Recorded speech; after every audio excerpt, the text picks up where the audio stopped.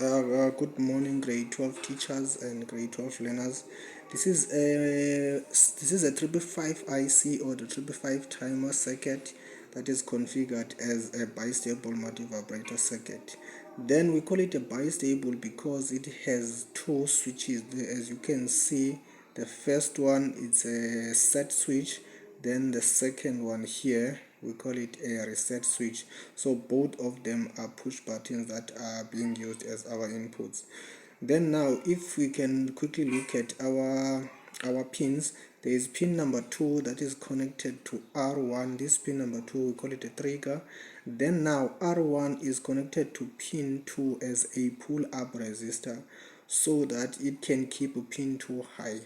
Then there is pin number 4 that is connected to R2 as well is our second pull-up resistor. Then it helps to keep pin number 4 high. Then there is pin 5 that is connected to the ground via the capacitor C2. Then now this capacitor is there to reduce any unwanted noise generated inside the IC. Then the name for pin 5, we call it a control voltage. Then if you can go to the right hand side, there we have pin number 6 with threshold that is virtually connected to the ground.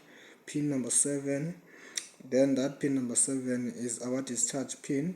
Then the most important pin there is pin number 3, that is our output. You will remember for every input that you give to any of the two push buttons there, it will be showed or it will be displayed on the output pin number 3.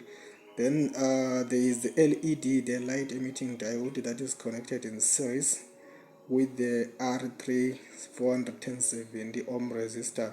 Then this R3 is there to protect the LED from high currents or from high voltages.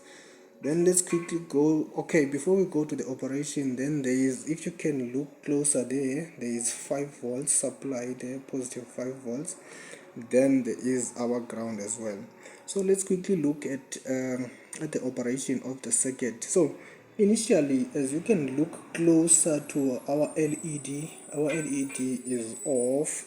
Then once you press or once you activate the set button or the set switch, then we are going to see our LED going on.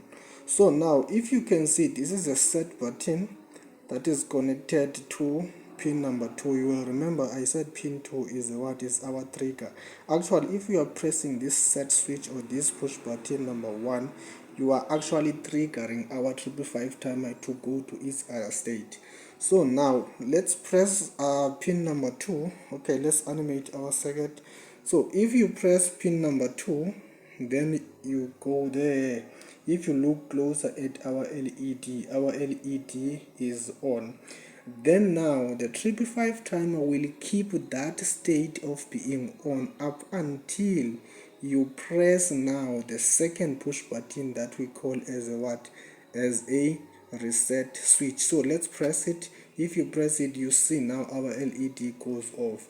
Then again our 555 timer in pin number 3 will keep the output low, or it will keep our LED off up until again you go back to press push button number 1, our set switch. Then you see our LED going on and off there. So the practical or the simple example that is applicable to this, if you might think of the switch that we use at home to control our lighting system, the moment you press the switch button or the moment you press the switch, what is going to happen to the lights? Then the lights automatically goes off. Then the lights will remain off for the entire duration up until now the user of the domestic installation presses the switch again. Then you see our LED or our light goes off. So now this one has two stable states. Now that the name itself is saying it's bistable, it can be on for a specific period of time up until you decide to press reset. Then the LED goes off. Then it will remain in that state until again you decide to press the set switch again. Then you see your LED going on. So if you have questions on the operation or on the naming of pins or the functions of the components, you can quickly raise the question. Thank you.